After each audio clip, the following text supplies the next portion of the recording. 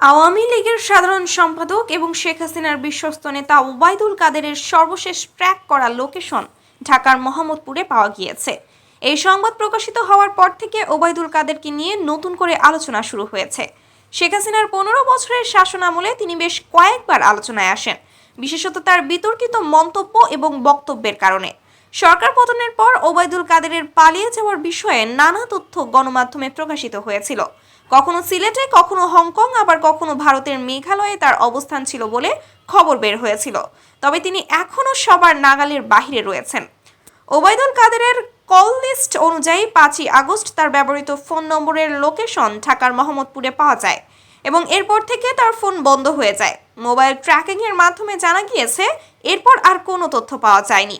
এদিকে একাধিক গণমাধ্যমের প্রতিবেদনে বলা হচ্ছে, শেখ হাসিনার পতনের পর তিনি ভারতে আশ্রয় নিয়েছিলেন এবং তার পালিয়ে যাওয়ার পর অনেক আওয়ামী লীগ নেতা এবং কর্মী গ্রেফতার বা পলাতক অবস্থায় রয়েছেন।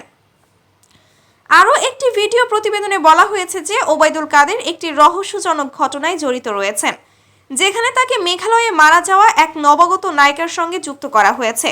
এখন পর্যন্ত ওবায়দুল কাদেরের অবস্থান নিয়ে নানা গুঞ্জন ছড়িয়ে পড়লেও তার ব্যাপারে চূড়ান্ত কোনো তথ্য পাওয়া যায়নি।